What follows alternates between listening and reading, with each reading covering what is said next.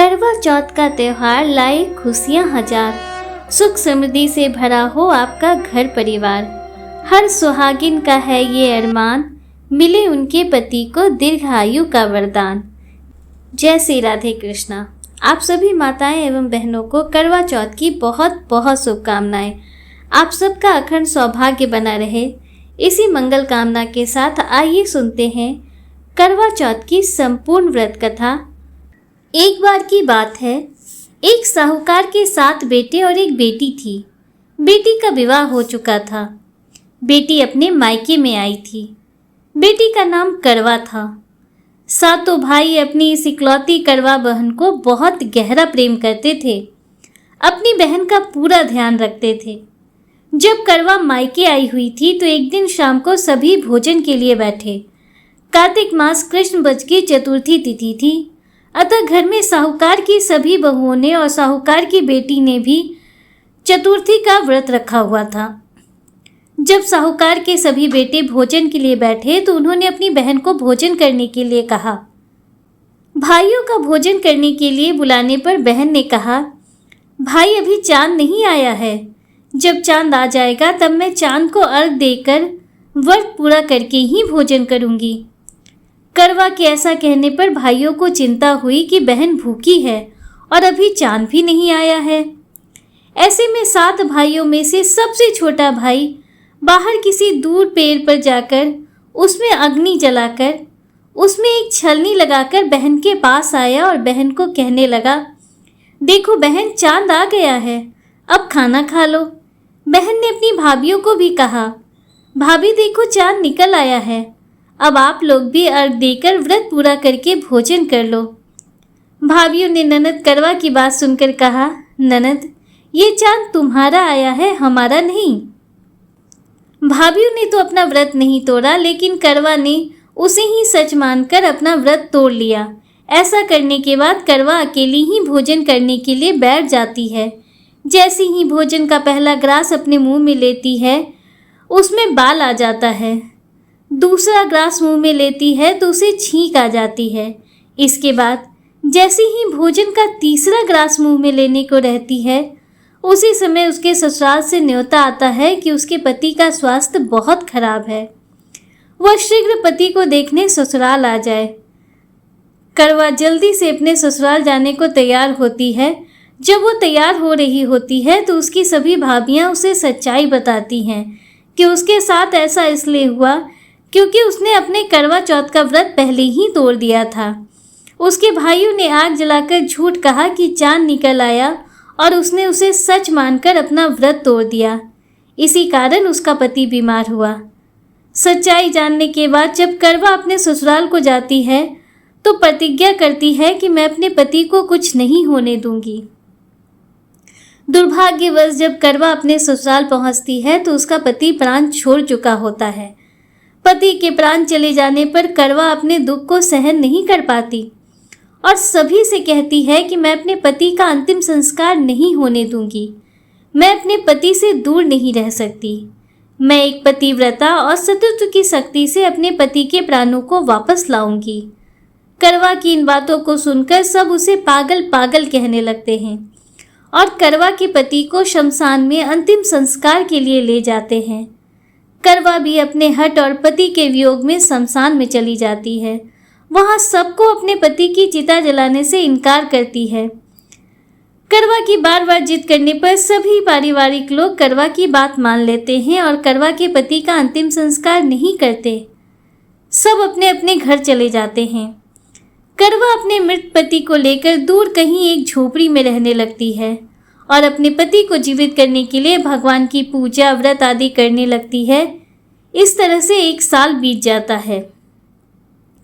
करवा उसी दिन का इंतजार करती है जब उसने अपने मायके में चतुर्थी का व्रत तोड़ा था। एक वर्ष बीतने के बाद जब फिर से वही कार्तिक मास की चौथ का दिन आता है तो करवा अपने पति के प्राणों के लिए निर्जला करवा चौथ का व्रत रखती है।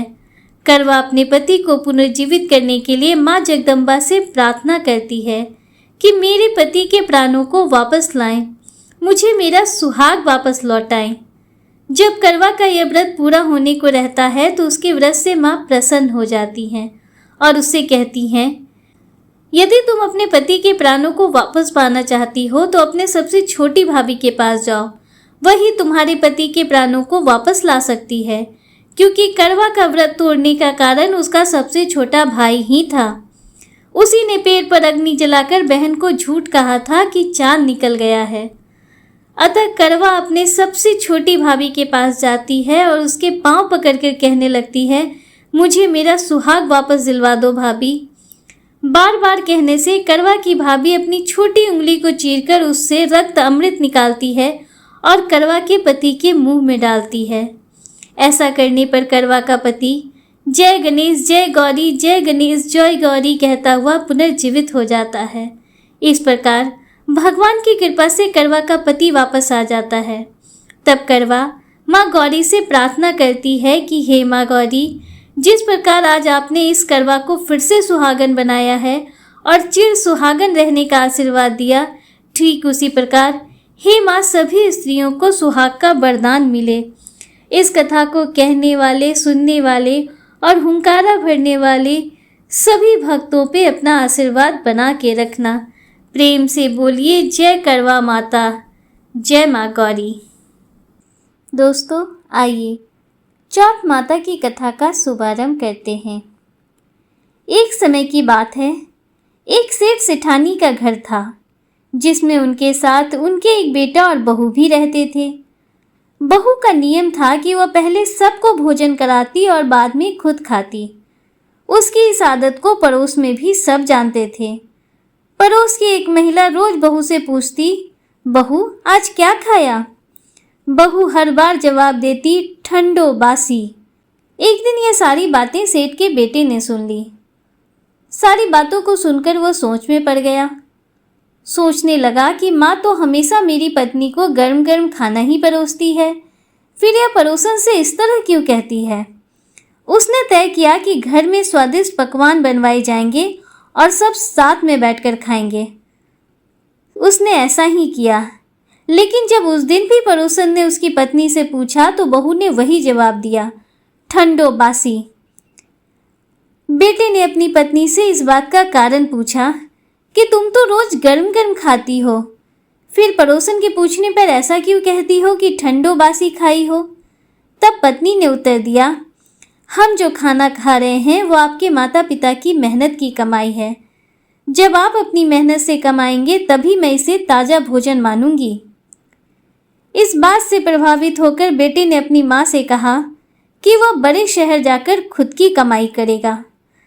माँ ने समझाने के लाख जतन किए, बेटा घर में पर्याप्त धन है, लेकिन बेटे ने अपनी बात पर जोर देते हुए कहा, जब तक मैं अपनी मेहनत से कमाया धन लेकर न लौटूं तब तक मैं संतुष्ट नहीं हो सकता। जाते समय उसने अपनी पत्नी से कहा, जब तक मैं वापस न आ जाऊं चूल्हे की आग को बुझने मत देना। कुछ समय बाद साहूकार के घर में चूल्हे की आग बुझ गई। बहू को चिंता हुई कि कहीं यह कोई अशुभ संकेत तो नहीं। वह आग लेने पड़ोस में गई, जहां पड़ोसन चौथ माता का व्रत कर रही थी। बहू ने पूछा, आप ये व्रत क्यों करती हैं? पड़ोसन ने बताया कि इस व्रत से धन्य धान सुख समृद्धि की प्राप्ति होती है और सभी मनोकामनाएं पूर्ण होती हैं। यह जानकर सेठ की बहू ने भी चौथ माता का व्रत करना प्रारंभ कर दिया। उसने दीवार पर चौथ माता का चित्र बनाया और घी गुड़ का चूरमा बनाकर चंद्रमा को अर्घ देकर अपने व्रत को पूरा किया। उसने पूरे विश्वास और श्रद्धा के साथ यह व्रत कई दिनों तक किया। चौथ माता की कृपा से एक दिन उसके पति को सपना आया। सपने में चौथ माता ने उसके पति से कहा, बेटा तेरी पत्नी तुझे बहुत याद कर रही है, घर लौट जा और दुकान खोलकर कंकु केसर का व्यापार शुरू कर, तेरा भाग्य खुल जाएगा। पति ने चौथ माता की बात मानी और उसने दुकान खोलकर मेहनत से धन कमाया। जब वह धन लेकर घर लौट रहा था तो रास्ते में एक विशाल नाग उसका रास्ता रोककर खड़ा हो गया।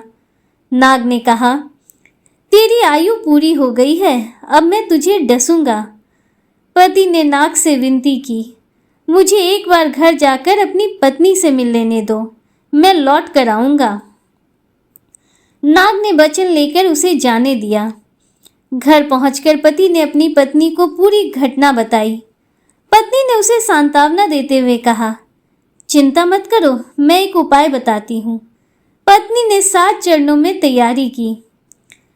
अपने घर की 7 सीढ़ियों पर उसने पहली जगह रेत डाली, दूसरी जगह पर इत्र रखा, तीसरी पर गुलाल और फूल सजाए, चौथी पर कंकु केसर रखा, 5वीं पर मिठाइयाँ रखी, 6ठी जगह गद्दा बिछाया, 7वीं जगह दूध का कटोरा रखा। आधी रात को नाग आया और एक एक चरण पर रुकता हुआ आखिरकार कमरे तक पहुंचा। हर चरण पर वो आराम करता और कहता, बहुत मान सम्मान मिला, पर मैं तो वचन निभाने आया हूँ। जब नाग 7वें चरण पर पहुंचा तो चौथ माता, गणेश जी और चंद्रमा जी ने सेठ की बेटी की रक्षा करने का निश्चय किया।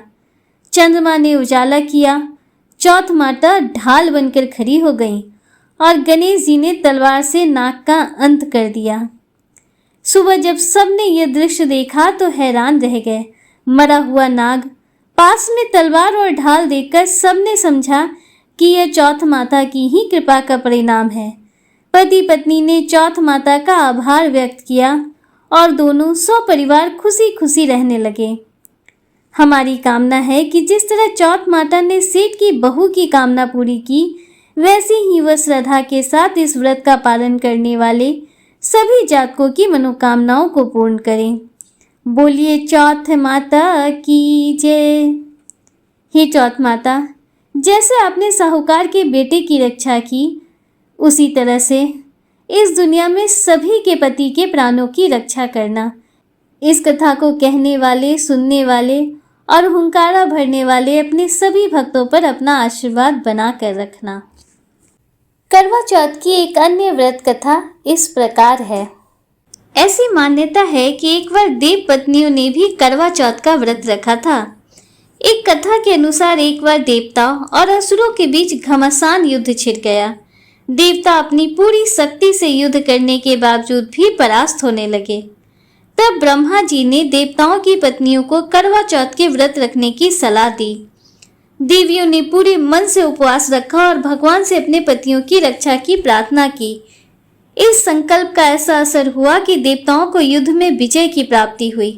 यह कथा यह संकेत देती है कि नारी की आस्था और प्रार्थना में वह शक्ति होती है जो असंभव से असंभव कार्य को भी संभव बना देती है।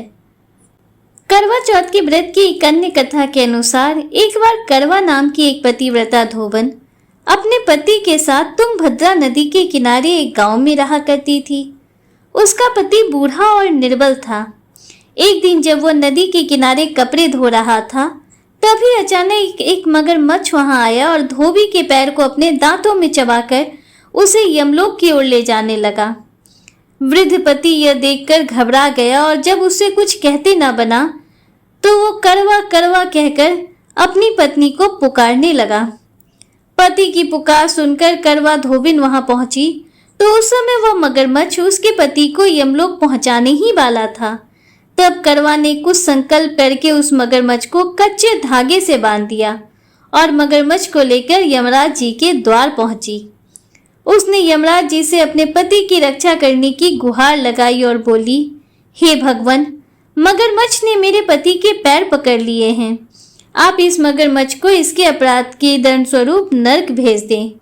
करवा की पुकार सुनकर यमराज जी ने कहा, मगर अभी मगर की आयु शेष है और मैं उसे अभी यमलोक नहीं भेज सकता। इस पर करवा ने कहा, अगर आपने मेरे पति को बचाने में मेरी सहायता नहीं की तो मैं आपको श्राप दे दूंगी और नष्ट कर दूंगी। करवा का ऐसा साहस देखकर यमराज जी भी डर गए और मगर को यमपुरी भेज दिया। साथ ही करवा के पति को दीर्घायु होने का भी वरदान दिया। तभी से कार्तिक कृष्ण की चतुर्थी को करवा चौथ का व्रत रखा जाने लगा। दोस्तों, आइए अब गणपति भगवान की आरती और चौथ माता की आरती प्रारंभ करते हैं। प्रेम से बोलिए जय गणपति बप्पा।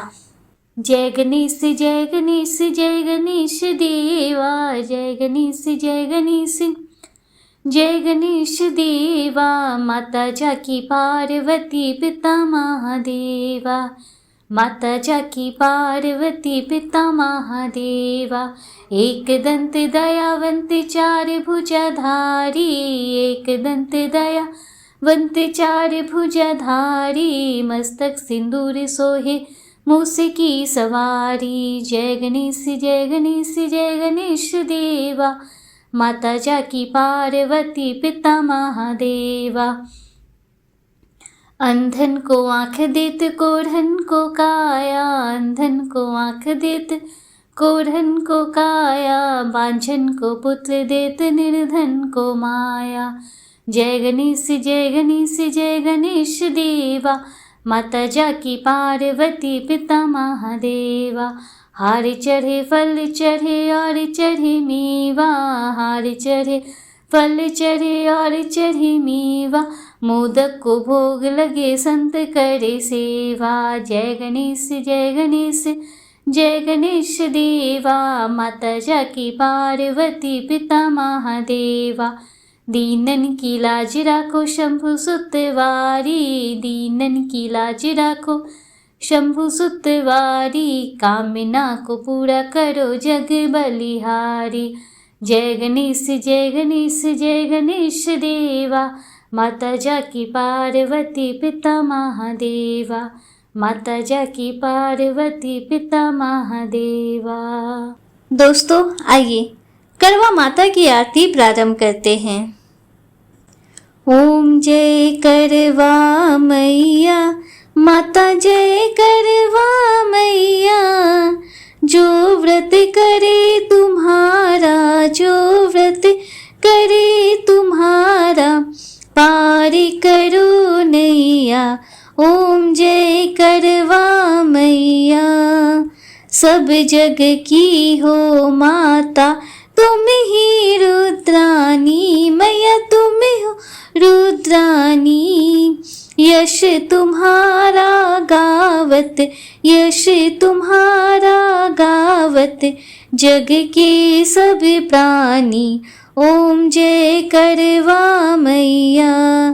कार्तिक कृष्ण चतुर्थी, जो नारी व्रत करती मैया, जो नारी व्रत करती, दीर्घायुपति होवे, दीर्घायुपति होवे, दुख सारे हरती। ओम जय करवा मैया। होय सुहागन नारी, सुख संपत्ति पावे मैया, सुख संपत्ति पावे।